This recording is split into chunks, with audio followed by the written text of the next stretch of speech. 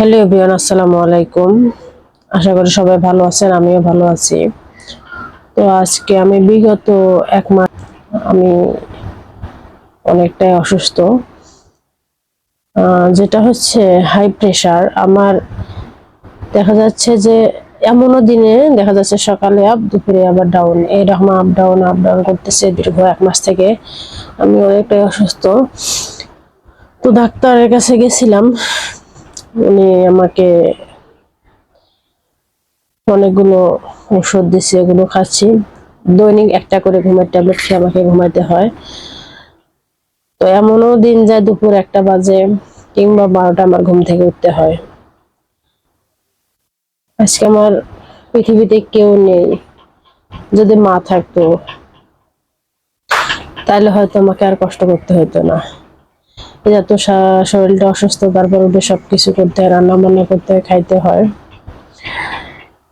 আজকে যদি আমার মা বেঁচে থাকতো আমাকে কিছুই করার লাগতো না। ঘুম থেকে ডেকে তুলে আমাকে খাওয়াই দিত। তো একটা কথা কি এখন বুঝি যে মা যে কি জিনিস, যে কখনো মাকে হারায়নি। যার মা বেঁচে আছে আলহামদুলিল্লাহ, দোয়া করি আল্লাহ তাদেরকে দীর্ঘজীবী করুক। তো মাকে হারাইছি 1 বছর। আমি আমার জীবনের সবচেয়ে আমার বাবা মাকে আমি প্রচুর ভালোবাসতাম। তো বাবাকে তো অলরেডি 14 বছর আগে হারিয়ে ফেলেছি। মাকে হারাইলাম 1 বছর হয়ে যাচ্ছে। তো আমি আমার মায়ের মতো করে কারো ভালোবাসা কখনো পাইনি। সবাই তো ভালোবাসে, তো মায়ের যে ভালোবাসা, মায়ের যে স্নেহ, মায়ের যে মমতা, সেটা অভাব কেউ কখনো পূরণ করে। মা এমনই একজন মানুষ, সন্তানের কিছু হলেই সবার আগে মা বুঝতে পারে। তো আমি হঠাৎ করে একদিন অসুস্থ হয়েছিলাম, আমার মা যখন বেঁচে ছিল। আমি 3 দিন মেডিকেলে ভর্তি ছিলাম। হঠাৎ করে আমার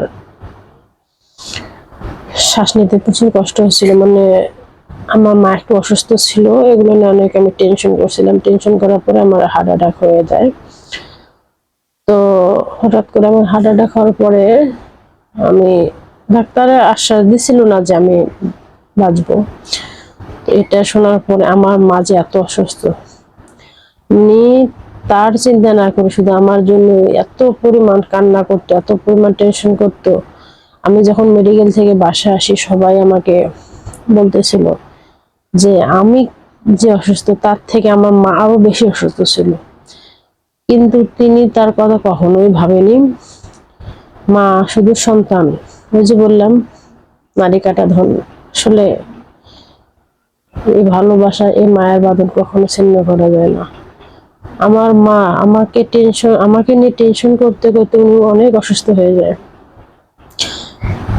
এই যে উনি অসুস্থ হইলো, ওনাকে অনেক ডাক্তার দেখালাম, অনেক কিছু করলাম, ওনাকে অসুস্থ করতে পারলাম না। তো তারপরে কিছুদিন পর আলহামদুলিল্লাহ সুস্থ, একদম পুরোপুরি সুস্থ আমার মা। হঠাৎ করে উনি দুনিয়া ছেড়ে চলে যায় পরপারে আল্লাহ তাআলার ডাকে। তো আজকে বুঝি আমি, আমার মা যখন বেঁচে ছিল শুধু ঘুম থেকে উঠতাম আর খাইতাম, কোনো কিছুই করতাম না। তারপর মা কখনো বলতো না যে তুই এটা করিস না কেন, সেটা করিস না কেন, বা নিয়ে খা, ওইটা কর, নিজের কাজ নিজে কর। আমি আমার এই বয়সে আমি কখনো আমার কাপড় একটা ধুয়ে দেখিনি, এক গ্লাস পানি ঢেলে খাইনি। আমার মা সবসময় আমার জন্য সবকিছু করে রাখতো। এখন খুবই মিস করি মাকে, যে আজকে যদি মা থাকতো তাহলে হয়তো এত শরীর অসুস্থ থাকার কারণে হয়তো নিজের কাজগুলো নিজেকে কখনো করতে হতো না। তো সবাই আপনারা আমার মা বাবার জন্য দোয়া করবেন, আল্লাহ যেন তাদেরকে পরপারে জান্নাত নসিব করেন। আসলে মা বাবা যতই যা বলুক না কেন, এই পৃথিবীতে মানে এই দুটা মানুষের কারোর সঙ্গে তুলনা হয় না। তাই বলি কখনো বাবা মাকে কষ্ট দেন না, বাবা মাকে কখনো একা রেখে আলাদা হয়ে থাকবেন না।